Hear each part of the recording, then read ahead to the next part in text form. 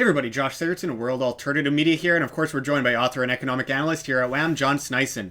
Now we talk all the time about how central banks devalue currencies, how they cause inflation, how they cause debt, how they are basically taking over the global market, and it's no different in Egypt, of course. We haven't really spoken much on Egypt in the past, but they are devaluing their currency very much so. So John, can you go into what's going on in Egypt? Well, the problem with Egypt is that they've been in a current state where they've been in limbo basically since the big demonstration there during the Arab Spring. I don't know if you remember. I forgot what the square was called there that they occupied. Tahrir Square, yeah, exactly. And so what has happened over time? In my book actually, the End of Freedom: How Our Monetary System Enslaves Us, I have a chapter on the Arab Spring where I talk about how one of the main driving forces behind it wasn't so much, regime changes and so on. It was a little bit, but it had a monetary force behind it where the people stood up because there was very high inflation in most of those Arab countries. And what happened was they couldn't afford food.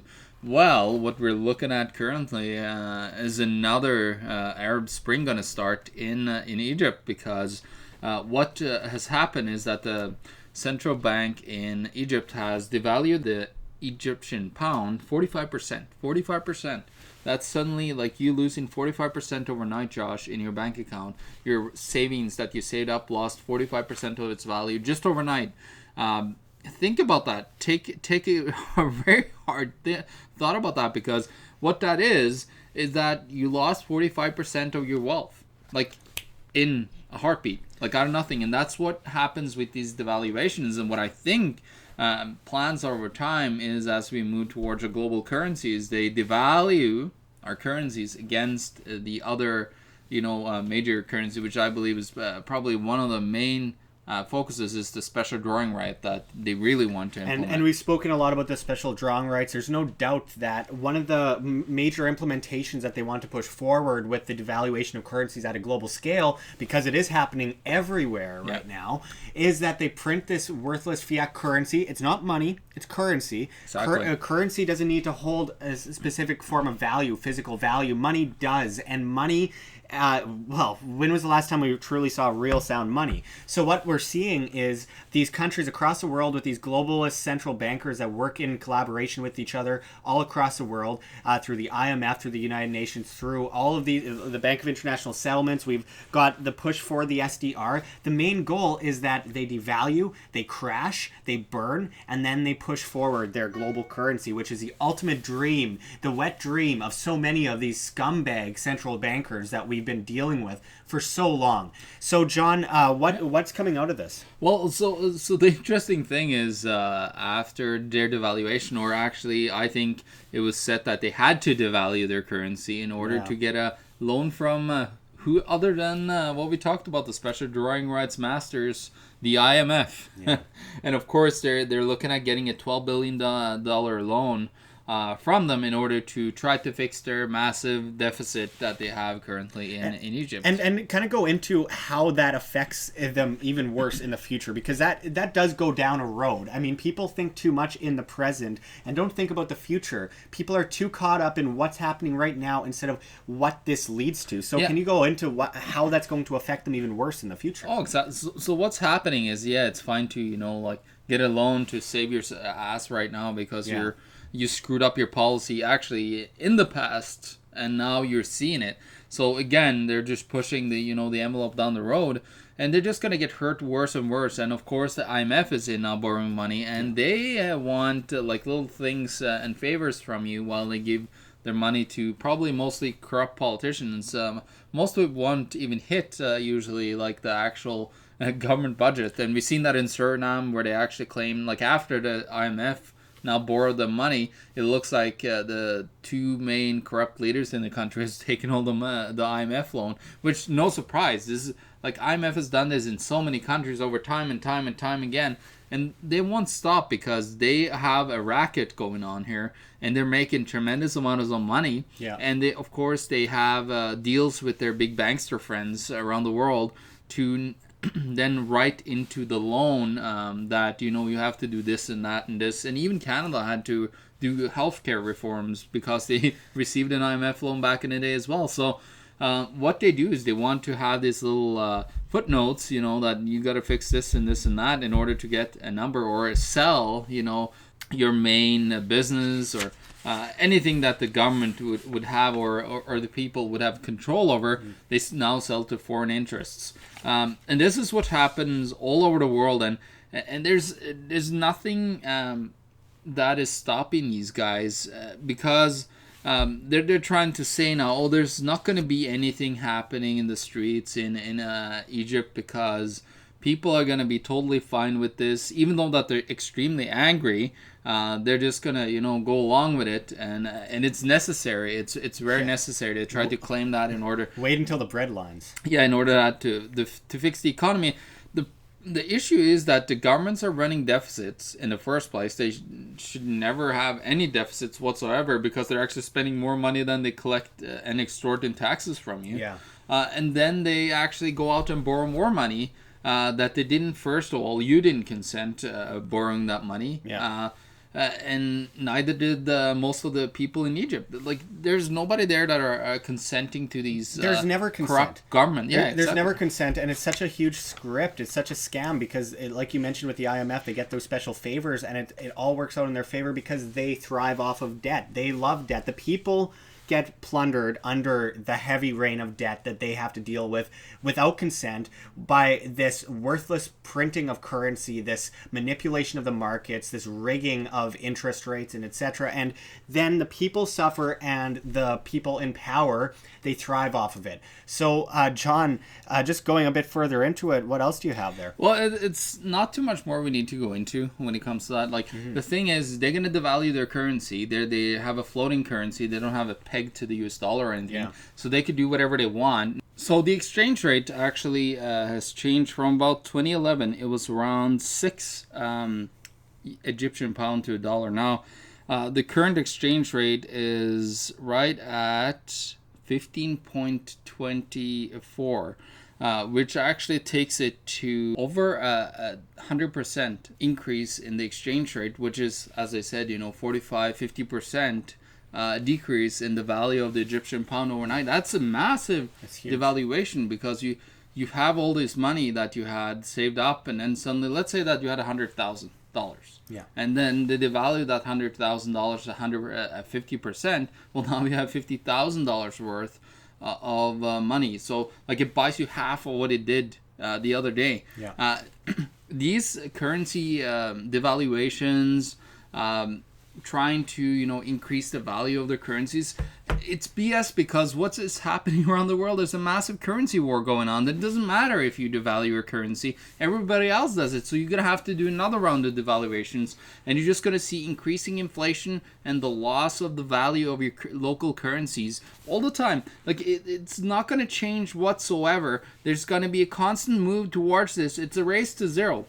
Nobody is gonna come out of this any good that believes that fiat paper money will have value. Fiat paper money always goes to its true value, zero, as Voltaire said. It's inevitable. Yeah, it's inevitable. And looking at history, the history books is just written with these failures. And there's not been one single successful currency that have lasted. And of course, people say, well, look at today. Well, the thing is, they are also going to fail because they're structured the exact same way as most other currencies back in the day. Just because it's not happening right now doesn't mean it won't. I mean, these things happen gradually over time.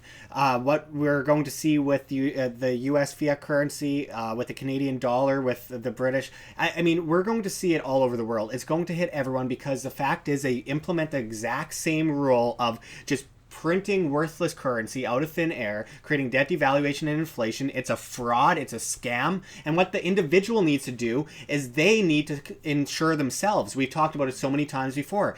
Gold, silver, platinum, even good real estate, food, water, shelter, defense, and I mean, blockchain is a good thing too if you know what you're doing with that. We need to be able to get away from this cabal that's basically put this control complex around us. They've created a global government of banker ruling elites that want to plunder you and destroy you just to make a little bit of money. And the fact is, we as free individuals, while we're born free, no one gives us our freedoms. Only people can try and take it away, and we're allowing them to take it away from us. So what we need to do is we need to stand up to these monsters. We need to stand up to these globalists and these central planners and stand up for ourselves as free individuals and say, I do not consent. I should demand on products, not subsidization, Exactly. not manipulation of the markets. I should decide what I want to use to pay for something. The government shouldn't come in and say, you can't do that. So people, insure yourselves. Do whatever you can, because you know what? This is all starting to come down real fast. We've got the U.S. election going on. We're going to see some serious market instability due to that. And that nonetheless, no matter who got in, the fact is we're going to continue to see this until the problem is resolved. You cannot cut off a branch and hope that the rest of the tree will survive. You have to pick it up by its roots. You have to get to the root of the problem if you want to solve it. And basically us talking about, well, maybe you should manipulate it a little bit over there or maybe a little bit more over there, that's not going to change anything. Sure, you could push things off a little bit longer, but in the end, it's all going to come down to the same conclusion. We are going to suffer. We are going to be in debt. And they, the banking ruling elite, the globalist scum of the earth, will win. So don't let that happen. Don't let that happen. Stand up for yourself. Stand up as a free individual and insure yourself, because sound money is important. There's a reason it's so difficult to understand for the average individual, is because it's made that way. They don't want you to understand. And if you understand, you're way ahead of the curve. You're way ahead of any of this manipulation that they've pushed upon you, because then you have the intelligence to move forward, protect yourself, protect your family, and tell your friends and spread that information. Yeah, no, that's all that it comes down to, is sharing this information with other people.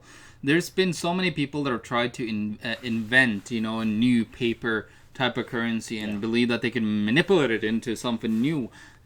Every single time they fail, because they believe that they have become masters of the universe. You know how they have been talking about the Federal Reserve and all the central bankers today, calling them masters of the universe. Well, they're not masters of the universe. They just have been able to fix the lifespan of a useless, worthless fiat paper currency just a couple of more years. You got to remember the average lifespan of a currency is about 35 years when it goes to a full paper standard with no backing.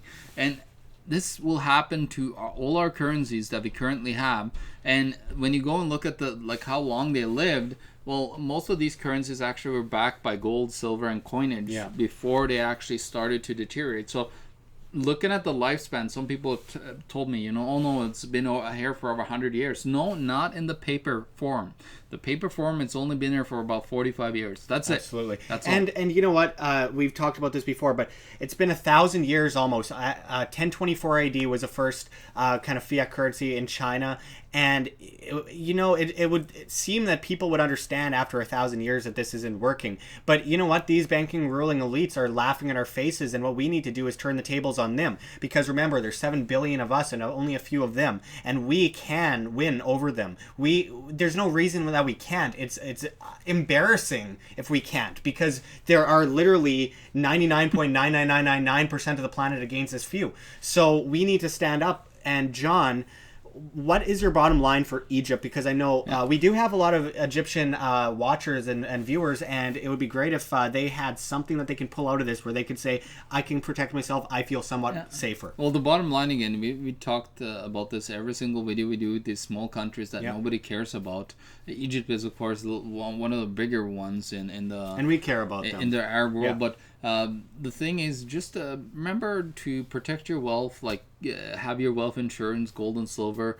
Understand other currencies that are available for you, like Bitcoin, for example. Mm-hmm. Now, they are risky because they are kind of not backed by really much.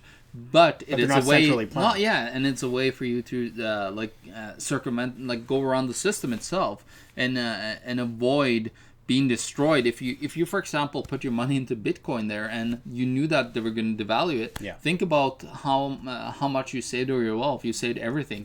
So it's very important that you understand those kind of things. And then of course it's so important to understand any position throughout history where we had high inflationary scenarios and hyperinflations, you have to have your food, your water. You have to be prepared. Like, you know, people like to make fun of all these preppers, but it's so important. It's far beyond anything. If you listen to these stories from older people that have survived these scenarios, they just tell you exactly what I've been telling people in my books. In my book and on these videos together with Josh, you got to protect yourself any form or way. And commodities of any form or shape have value compared to the paper money. The paper money can just add zeros onto it, and it still has the value of the paper, really. So it doesn't have that $100 billion value that you can put on it.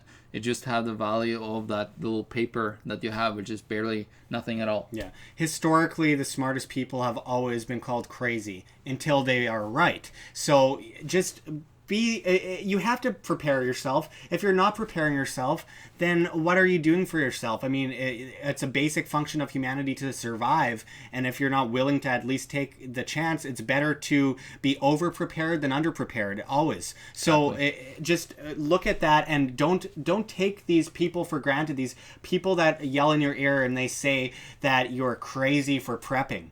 That's not crazy. That's prepping, literally preparation. Isn't that instrumental part of humanity to prepare for the future? Well, and it's very easy to look at Germany, like how they told their people to at least have 10 days of food supply. So it's just natural. It's a nice way to be prepared for something like this. And when something like this happens, you're not going to have food in your store in a massive city. At 3 days, it's gone. Yeah. So you got to just prepare and protect yourself so you don't end up like very many people did in Venezuela. Absolutely. Where they're now like sifting through garbage. I was going to just say that. You know, people called a lot of the people in Venezuela that were prepping crazy. Well, they're not so crazy now. I mean, with the amount of inflation that they have there, they have hyperinflation. There's these huge bread lines. You get tags. You're told how much you're allowed to buy. They don't sell toilet paper. I mean, come on. Standard this hyperinflationary procedures. Absolutely. So thank you very much, John. We'll go into this much more in the future. We have high hopes for the people of Egypt because we know they're strong people, and we hope that they are able to insure themselves, their families. I'm not talking about investment here. I'm talking about insurance. That's the most important part. So thanks again, John. We'll get back to you with much more. Check the links below. GoFundMe, Patreon. We can't do it without you good people. Any donation is very much appreciated. And of course, new to WHAM, you can save 10% on your tickets to Anarchapulco in Acapulco, Mexico, by Jeff Berwick. If you put in the promo code WAM, that's WHAM, WAM, you will save 10%. We'll make money, you'll save money, everyone has a good time. So definitely check that out. It's going to be a great time in Acapulco, Mexico. Always a lot of great people getting together of like minds that want to talk about real issues like the monetary system and liberty and the ability to rule ourselves. So please check that out, and we'll be back at you with much more. This is Josh Sigurdson, John Sneisen, signing out from World Alternative Media. Find the truth, be the change.